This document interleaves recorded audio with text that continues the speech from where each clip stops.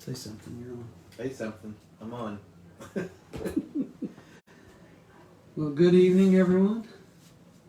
We are live on Wednesday night, or whatever day of the week it is you're watching this. Technical difficulties. Or time of the morning. Last week. Yeah, we had some difficulties. I don't know what happened. About 16 minutes in, the video just stopped. So. And we were rolling. Yeah, we were. We were so disappointed. Yeah. Because we really did. We were on a roll. I don't know that we were on fire. Good work in there. Yeah. But we were on a roll. I'm gonna pop this. What is that anyway? It says. What? Wait. Turn it back around the other way. 50% juice. Okay. What's the other 50% under? I don't know. I thought it's juice. Energy. I'm not sure I'm going to recommend that to anyone. It's not. It's V8, but it's not like. No, then it's not tomato juice. Right. That's for sure. Anyway. Energy. Yeah. No, that's not really that bad. Just that first drink. You can really taste the energy. You can really taste the kale. For sure. Okay. Romans chapter 1 is where we are. All the way back in chapter 1. Right? All the way back to chapter 1. Well, yeah, we plowed some good ground last week, but we're back to verse 16, actually verse 18, and I have this. This is a copy of Romans by F.F. Bruce, and I'd like to read what he says here about sin and retribution. This is actually, it says sin and retribution, the universal need diagnosed. This is chapter 1 of Romans, verse 18 beginning through, all the way through chapter 3, verse 20, is it encapsulates that. And he writes about verses 18 through 32, which is what we'll look at tonight. He says, before Paul elaborates further the manner in which God's way of righteousness is set forth in the gospel, he shows why it's so urgently necessary that the way to get right with God should be known. As things are, human beings are in the wrong with God, and the wrath, and His wrath is revealed against them. There's a moral law in life that men and women are left to the consequences of their own freely chosen course of action. And unless this tendency is reversed by divine grace, their situation will go from bad to worse. 3 times over the words of doom recur, God gave them up. Verse 24, verse 26, and verse 28. Paul's aim is to show that the whole world, or the whole of humanity, is morally bankrupt, unable to claim a favorable verdict at the judgment bar of God, desperately in need of His mercy and pardon. He begins with the area of human life whose moral bankruptcy was a matter of general agreement among moralists of the day, the great mass of contemporary paganism. The picture which he draws of it is ugly enough in all conscience, but no uglier than the picture of it which we have from contemporary pagan literature. What is the cause, he asks, of this appalling condition which has developed in the world? Whence come these shameful perversions,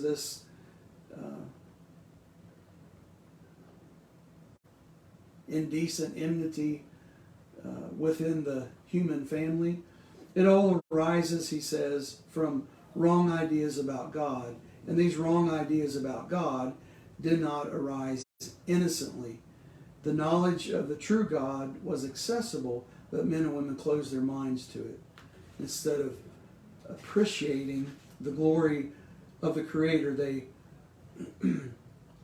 the Creator of the universe, and contemplating the universe which He created, they gave to created things the glory which belongs to God. Idolatry is the source of immorality. So the author of the book of the wisdom has already said, and this is, he quotes from Proverb 14:12. F.F. Bruce has to say about it. I like how what he says about it. So Paul's setting the stage here for really the entire letter, because if we don't understand the need, it's like if somebody doesn't understand that they have sin in their life, then they're not going to see the need for Jesus, right? Which was the whole purpose of the old law, that he's already talked about, and he will talk about even more here. The old law was there to show us that we aren't God, and that we fall short. I like what he said there. The whole idea that led to the depravity of mankind was the wrong idea of God, and we often do this unconsciously, subconsciously. We create God in our image rather than realizing that we are created in His. And if you think about Adam and Eve, what did they gain by eating the fruit? Because they did gain something. They gained knowledge. Now that knowledge cost them their relationship. But they did gain knowledge, and so they what they did was they placed knowledge above God. They placed knowledge above their relationship. And they got what they wanted. Well, and But God said, "No other gods before me." That was the first commandment that He gave, to Moses up on the mountain. That no other gods before me, and this is what they did, and this is what we do. Anytime we sin, we really are putting ourselves above Him. Right. And what they, as far as Adam and Eve were concerned, they bought the lie that there's not going to be the consequence that God said there would be. Right. So, and that kick started everything, didn't it? All of the troubles that we have on this earth really are related to sin. And that selfishness, really, when we break it down to the simplest thing, it is. We sin because we want to. And we place our desires over His desires. Right. That's exactly what it is. So this first chapter here is Darin's going to read it for us, as you did. I am, yeah, as you did last so brilliantly last time. Too bad it wasn't. It was probably the best reading anyone's ever done of this. But we'll start in verse 18. Now, to preface this, God's not out to get us. He's just telling Paul's just telling the truth here. Without God, or if we love sin more than God, I mean, if that's what we're involved in, and we push the idea of God or push God away and out of our lives, I mean, He'll let us do what we want. He let Adam and Eve do what they wanted to. Which is a wonderful thing, and like I said last week, I wish some days that God would just make me His robot, but He doesn't do that. So we have choice. Yes. And sometimes that's, well, it's not what it's cracked up to be sometimes. Well, right. But we do. And I was thinking, and I made the point that without choice, there isn't really love.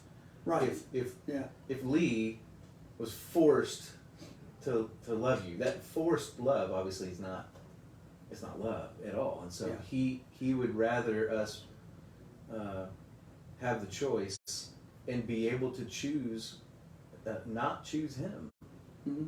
than not have the choice at all. Yeah. That's a pretty big deal. Mm-hmm. So, Knowing that we will choose, that we most of the time, a lot of the time, we won't choose him. Yeah. So this first chapter here really sets up the basis for the whole letter, because until Abraham, Moses, the giving of the law, the God promising Abraham what he promised, and all of that. I mean, there was a sense of right and wrong Mm-hmm. in mankind. I mean, Mm-hmm. Adam and Eve knew what was right and what was wrong. Well, we know, in They the didn't days have of the Noah, law of Moses. it said that the thoughts of mankind were continually wicked Mhm. all the time. Yeah. And so there had to be a standard of Right. and wrong to know what wicked is. Yeah. So, yeah, there was an inborn sense of morality, I believe, whether there's a written law or not. Mhm. There, People generally know what the right thing to do is. Yeah. But you can deny that for so long that you can. And God will let you. Yeah, He will. All right, let's read it. Well, I was looking back up here at verse 16. I was This gonna whole say, that thing. doesn't sound like it at all. Yeah, this is a different version. Yeah. But he sets it up here. He's talking about the gospel in verse 16. The gospel is the power of God to save. And that is, Yeah. it's the good news. No, it's not the words of the gospel. It is the fact that Jesus came. Mhm. He took care of our sin problem. That's the good news. Mhm. But, verse 18, the wrath of God is revealed from heaven against all ungodliness Yes. and unrighteousness of men, who by their unrighteousness suppress the truth. For what can be known about God is plain to them, because God's shown it to them. For his invisible attributes, namely his eternal power and divine nature, have been clearly perceived ever since the creation of the world and the things that have been made. So they're without excuse. For although they knew God, they did not honor him as God or give thanks to him, but they became futile in their thinking, and their foolish hearts were darkened. Claiming to be wise, they became fools, and exchanged the glory of the immortal God for images resembling mortal men and birds and animals and creeping things. Therefore God gave them up in the lust of their heart to impurity, to the dishonoring of their bodies among themselves, because they exchanged the truth about God for a lie, and worshipped and served the creature rather than the Creator, who's blessed forever. Amen. For this reason God gave them up to dishonorable passions. For their women exchanged natural relations for those that are contrary to nature. And men likewise gave up natural relations with women, and were consumed with passion for one another, men committing shameless acts with men, and receiving in themselves the due penalty for their error. And since they did not see fit to acknowledge God, God gave them up to a debased mind to do what ought not to be done. They were filled with all manner of unrighteousness, evil, covetousness, malice. They're full of envy, murder, strife, deceit, maliciousness. They're gossips, slanderers, haters of God, insolent, haughty, boastful, inventors of evil, disobedient to parents, foolish, faithless, heartless, ruthless. Although they know God's righteous decree that those who practice such things deserve to die, they not only do them, but give approval to those who practice them. Therefore you have no excuse, O man, every one of you who judges. For in passing judgment on another you condemn yourself, because you, the judge, practice the very same things. We know that the judgment of God rightly falls on those who practice such things. Do you suppose, O man, You who judge those who practice such things and yet do them yourself, that you will escape the judgment of God? Or do you presume on the riches of his kindness and forbearance and patience, not knowing that God's kindness is meant to lead you to repentance? But because of your hard and impenitent heart, you're storing up wrath for yourself on the day of wrath, when God's righteous judgment will be revealed. He will render to each one according to his works. To those who by patience and well-doing seek for glory and honor and immortality, he will give eternal life. But for those who are self-seeking and do not obey the truth, but obey unrighteousness, there will be wrath and fury. There will be tribulation and distress for every human being who does evil, the Jew first and also the Greek, but glory and honor and peace for everyone who does good, the Jew first and also the Greek, for God shows no partiality. For all who have sinned without the law will also perish without the law, and all who have sinned under the law will be judged by the law.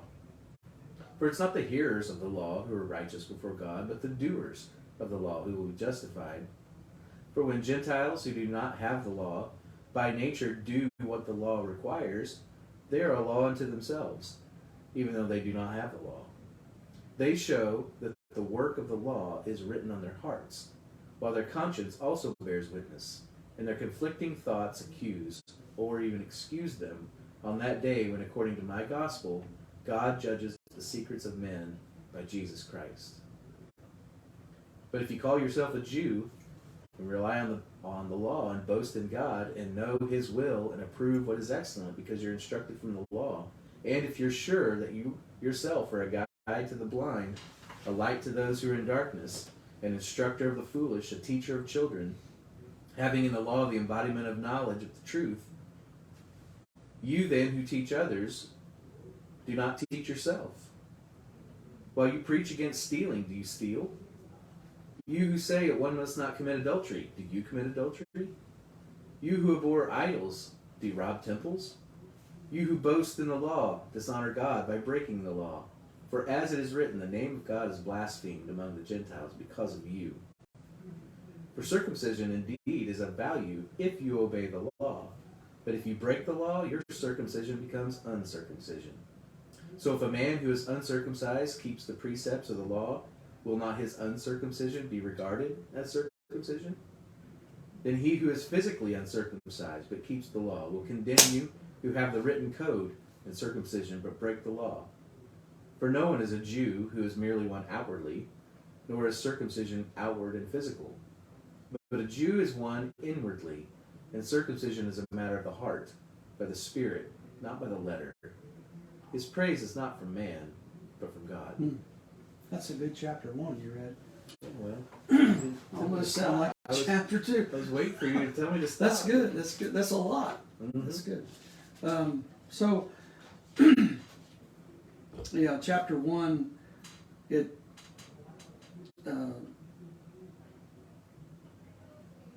we said, he's sort of setting up the whole letter. Our need for God. I mean, and he talks about, he's going back in the past, and we talked a little bit about this last week. These things still continue. They haven't disappeared from the earth because there's still sin on the earth, and people still have opportunity to choose. And so the point is, verse 32, though they know God's righteous decree that those who practice such things deserve to die, they not only do them. So it's like, we don't care that we deserve death. We're going to do these. But they give approval to those who practice them. So I think one version says hearty approval of those who practice. So it just sort of goes from one person to the next, this encouragement to sin. So, but then he's going to talk about Jew and Gentile.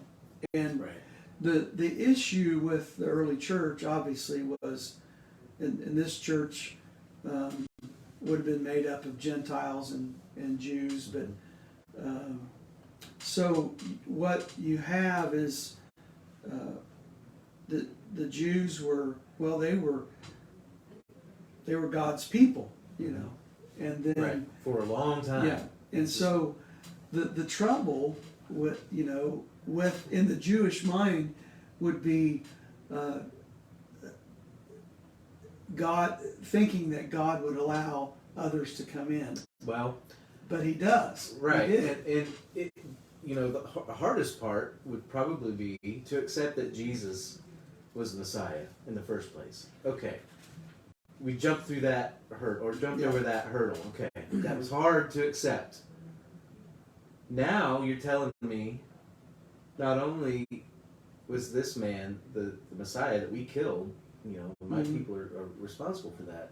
Now he's going to let in everybody else after all these thousands of years that we have been, you know, the chosen people, and that's a hard pill to swallow, I'm sure. And this is all brand new, so we have to look at this through, you know, through their eyes, and how their whole world has been flipped upside down. This, you know, the Gentiles are like, all right, let's go. Yeah, now we can be part of this too. But the Jews are like, wait, what's going on here? And well, you remember the parable of the 11th hour worker. Yeah, right, exactly. And so that sets up the situation that's to come. But so judging, any of us that judge, we need to take a look at ourselves, is what he starts to say. Yes.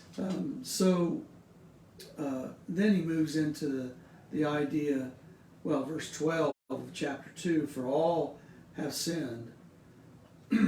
for all who have sinned without the law will perish without the law, and all who have sinned under the law will be judged by the law. So we have a judge, and it's not us. That's right. It's not another human being. It's God, and that's the problem that he's illustrating in, I think, in chapter 1, is that I'll judge the situation myself, and what I want to do is what I want to do, and we, you know, if you get into that, then you think, well, it's not hurting anybody but me, and it's not even hurting me, whatever the sin is, you know. But what people do is they get away from this idea of, I have a creator. I didn't create myself, and you know, so there are things that are right and things that are wrong, things that are not right, things that are good. There is a moral standard. Yeah, and, there is, and it's not us. We don't determine that. And about, you know, judging, you know, he talked about if you're guilty of one part of the law, then you're guilty of the whole thing. So there's only one person who ever lived who was never guilty of breaking the law, and so he's the only one that has any right to make any judgments. Right. And so, and it's not us. No, we can say, well, you're doing that, and I don't have that problem. I don't have that sin problem, but I'll point it out in you, and you're still guilty of the whole law. You still have no right to do that. So now we have, obviously, we're not judging heaven or hell with anyone, but we do understand what sin is. We can understand that. Paul points out in Galatians 6 that you who are spiritual, and that requires, he talks about the fruit of the Spirit. So someone that has the fruit of the Spirit living in them, and it's the Spirit is part of their lives. So love, joy, peace, patience, kindness, all of those things that accompany the Spirit within us. Then when you who are spiritual restore someone who's caught in a sin, but do it gently, it says. So there's no, not talking about, well, in the scripture that talks about the log, get the log out of your own eye, so you can see clearly to get the splinter out of your brother's eye. Not saying don't take the splinter out, just, or don't point it out, just you need to take care of you. Well, And I heard someone so you say, can see clearly. a wise person say, observation is not judgment. Yeah. Yeah. Right? So if you're seeing an obvious sin, that's not judgment. Right. That's observation. Judgment would be, I see you doing that, you're going to hell. Well, and judgment is, I'm better than you because I'm not doing that. Yes. But the love of Christ is, I see you doing this. Let me, well, I may not be the right person because I'm susceptible to that sin as well. Let me, here's another brother or another sister that can help in this situation because they've been through this. They demonstrate through the Spirit.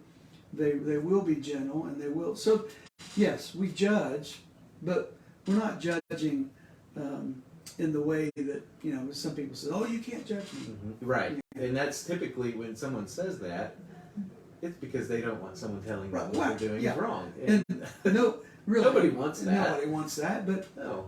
Only someone that loves you is going to tell you have something green in the corner of your eye, or your teeth, broccoli in your teeth.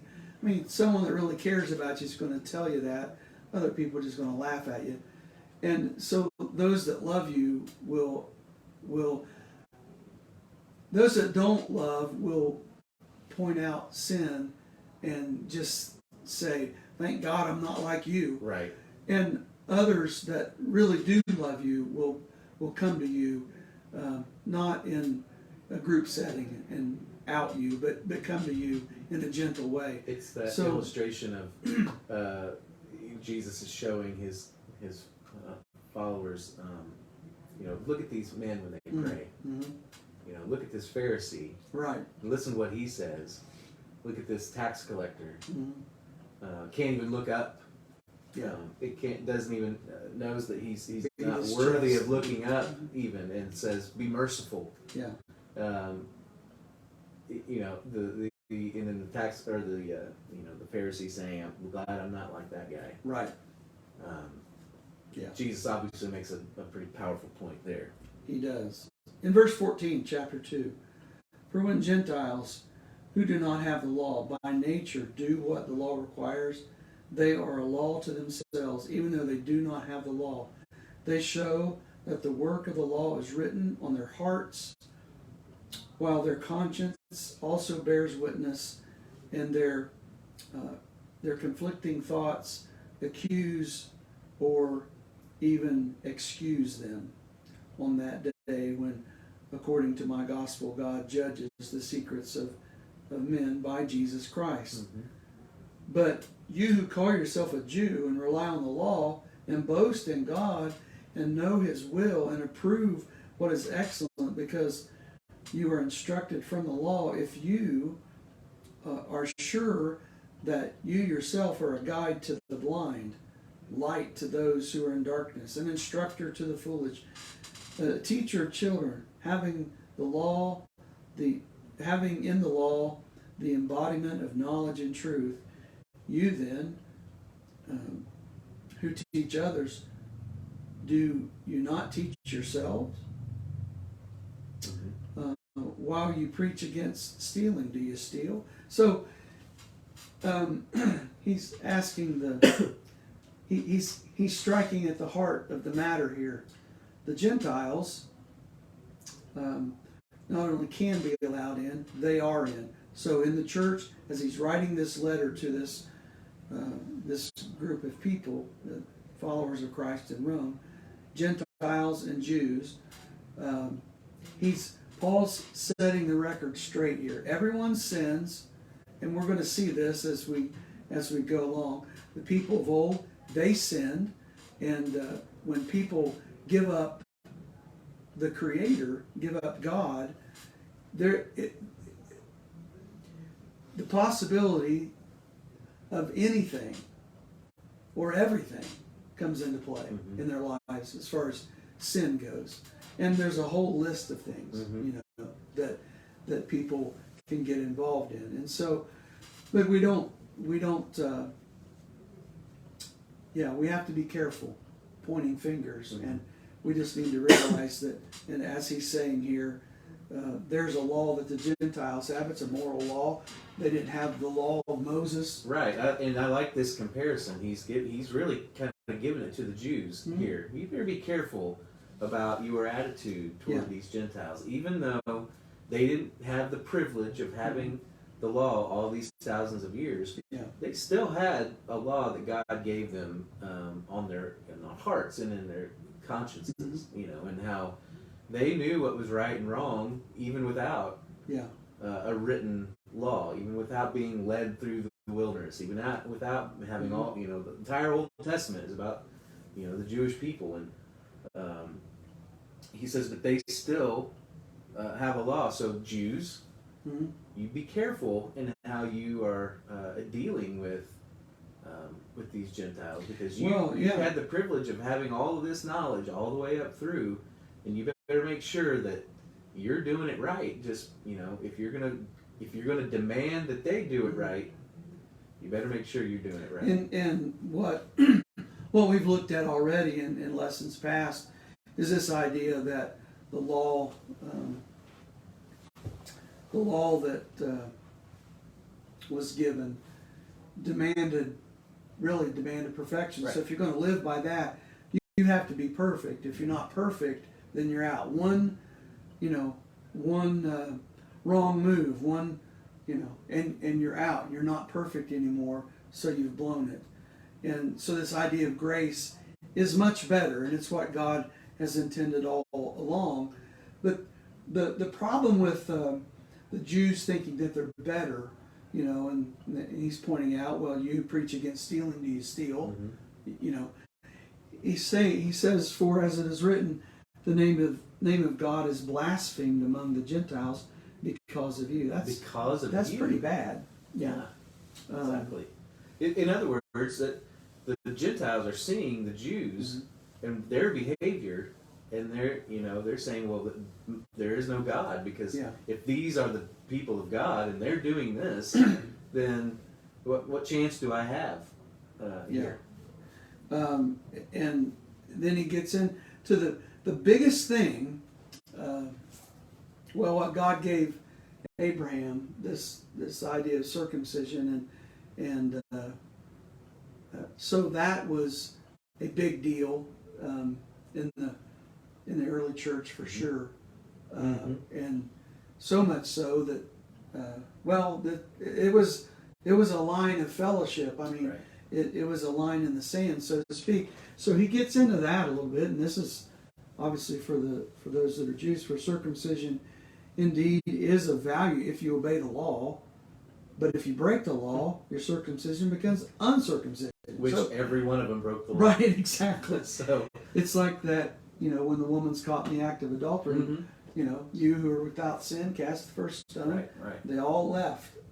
Because why? Well, they all realized they had sin. There was no one that didn't have sin in their lives. Well, and that circumcision was an outward sign of, you belong to God. And for them, it's what it meant. Being a Jew was not only their religion, it was their nationality. And so that's different than what we have here. Jewish law was also civil law. And, they were under a theocracy, and this is not what the rest of the world was living under. And, so it's like, what's the difference? Almost, if you're gonna show this outward sign but not follow what it stands for, then it's worthless. Right. So verse 26. So if a man who is uncircumcised keeps the precepts of the law, will not his uncircumcision be regarded as circumcision? See, this is crazy to talk this way to Jewish people, but Paul is. Then he who is physically uncircumcised but keeps the law will condemn you who have the written code and circumcision but break the law. So, who's better? Right. Someone who has the outward sign and sins, or someone who doesn't and doesn't sin. And here's the point. verse 28 of chapter 2. For no one is a Jew who is merely one outwardly, nor is circumcision outward and physical, but a Jew is one inwardly, and circumcision is a matter of the heart, by the Spirit, not by the letter. His praise is not from man, but from God. So that's a big deal. Not by the Spirit, not by the letter. This is something very different. Yeah. Than what even Paul was taught. Yeah. For sure. This is something that Jesus showed during his life when he harvested grain on the Sabbath. Yeah.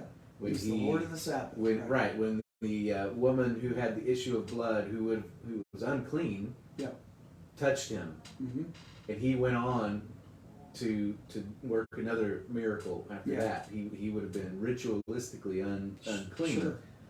But Jesus lived under the spirit of the law, not necessarily the letter. He did what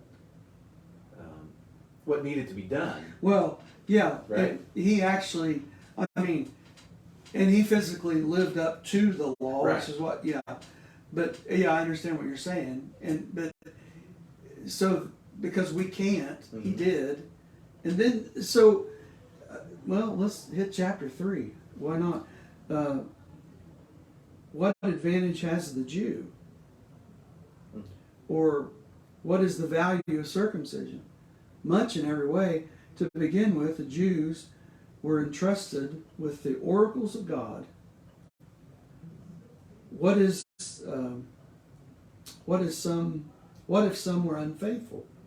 Does this faithlessness nullify the faithfulness of God? By no means. Let God be true, even every... Read that. Okay. Let God be true, though every one were a liar, as it is written, that you may be justified in your words and prevail when you're judged. But if our unrighteousness serves to show the righteousness of God, what shall we say? That God is unrighteous to inflict wrath on us? I speak in a human way. By no means. I love he asks the question, then he answers it. No. For then how could God judge the world? But if through my lie God's truth abounds to his glory, why am I still being condemned as a sinner? And why not do evil that good may come, as some people slanderously charge us with saying? Their condemnation is just. What then? Are we Jews any better off? Are we Jews any better off? No, not at all. For we've already charged that both Jews and Greeks are under sin. That's all there is to it. Yep. As it is written, none is righteous, no, not one. No one understands, no one seeks for God. All have turned aside, together they become worthless. No one does good, not even one. Their throat is an open grave.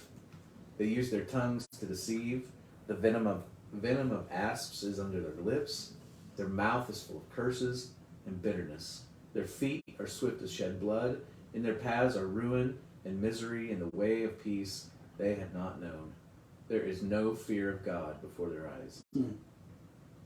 Now, we know that whatever the law says, it speaks to those who are under the law, so that every mouth may be stopped and the whole world may be held accountable to God. For by works of the law, no human being will be justified in his sight, since through the law comes the knowledge of sin. Okay. There's the point. Verse 20 is a major key to this whole letter. For by works of the law, no human being will be justified in his sight.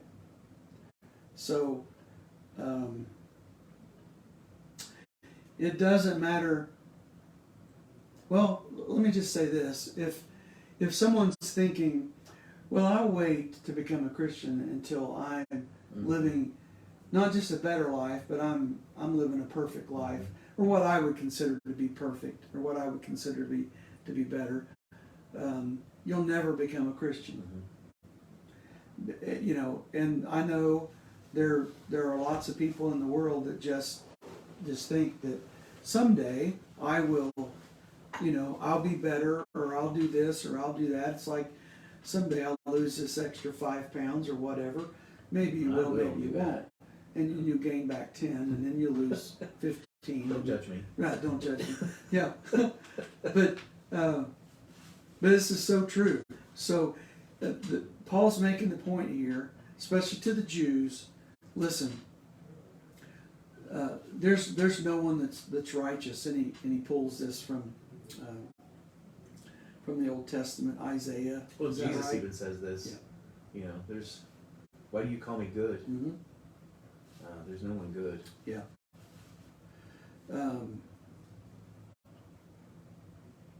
Let's see.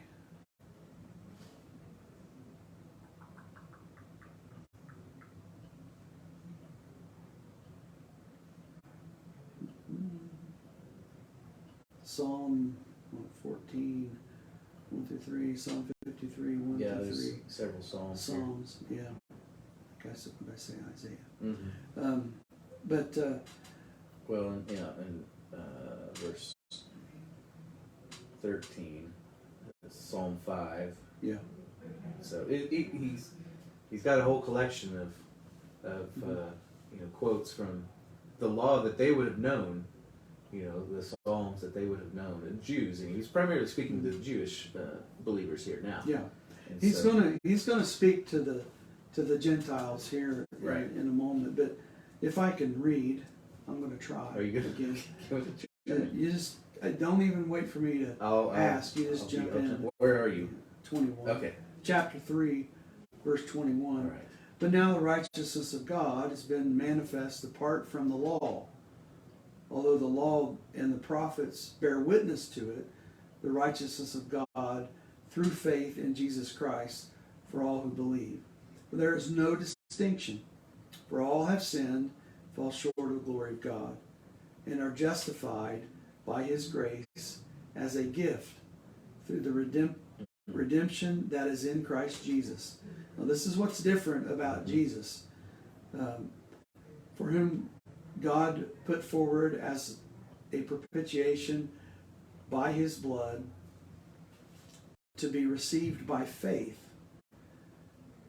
This was to show God's righteousness, because in his divine forbearance he had passed over former sins.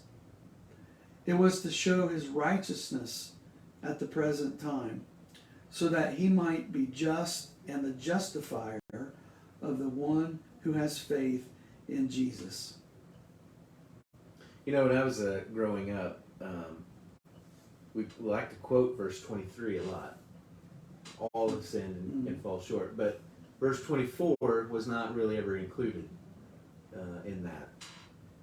We're justified. Of course, we've all sinned. That's been established. We fall short of God's standard. But we're justified by his grace. Yeah. And like I said, that part was not really ever said. It was, yes, you're a sinner, and that's the truth of the matter, and it is. Yeah, and first things first. But verse 23 or verse 24 is just as true as verse 23. We are justified just as if we had never sinned, right, by his grace. Which what? It's we have to work for it. No, it's a gift. Yeah. It is freely given through Jesus. Yeah. I mean, that what better news is there than that? Yeah, Yes, you've sinned, but there's grace. But there's grace. There's a gift. Then what becomes of our boasting? It is excluded. By what kind of law? By a law of works? No. But by the law of faith, which is what we've been talking about in previous lessons, the law of faith versus the law of works. For we hold that one is justified by faith apart from works of the law. Or is God the God of the Jews only? Is he not the God of the Gentiles also? Yes. of Gentiles also, since God is one, who will justify the circumcised by faith and the uncircumcised by faith. For God, since God is one who will justify, I read that wrong. That's not a question, that's a statement. God will justify the circumcised by faith and the uncircumcised through faith. Do we then overthrow the law by this faith? By no means. On the contrary, we uphold the law. So the law is good. He's going to talk about Abraham in chapter 4. We're going to go through him talking about the peace that happens through faith, or with God through our faith. Mm-hmm. And so we'll leave chapter 4 for next week. Yeah. Does that sound good? Yep. And I just love this. Okay, no, everyone has sinned. Jewish people, you've sinned. Mm-hmm. Gentile people, you've sinned. Is God a God of the Jews only? No. Is God a God of the Gentiles only? No. He's the God of everyone, and so He's the one that's doing the justifying. Right. It's no one else. Yeah. He can choose who He wants to justify. Right. We're not the gatekeepers. Exactly. So let Him choose. Let Him decide who is justified, and how are we justified again? Through that grace, mm-hmm. that through faith. Yes. Yep, through faith in Christ, and so this is why He's not ashamed of the gospel. And this is good. I think maybe we got actually. Can you see? We got it. I think so. Okay. I think so. Good. All right. So we'll close with. Well, we plowed some ground tonight. I didn't think we'd get to chapter 4, but just kept on going. You do what you do. Just dig in. Just dig in. Hold on. Yeah. Would you pray for us? Yeah. Father, thanks again for this study, and thanks for the people who are watching. I'm thankful for Denny and his wisdom in leading this study, and I'm thankful for this word, for the book of Romans, that really opens up the idea that we're sinners, of course, but you're greater than our sin, and that grace that we have through Jesus is really what you want us to have. So we're thankful for that, and we're thankful for all the things that we have, but especially Jesus. In His name we pray. Amen. Amen. Well, you'll have to excuse me while I stand up and shut this off. You can just look at me. Just look at Darin. Pretend like I'm not here. All right, wave to the people, Darin. See ya. See ya.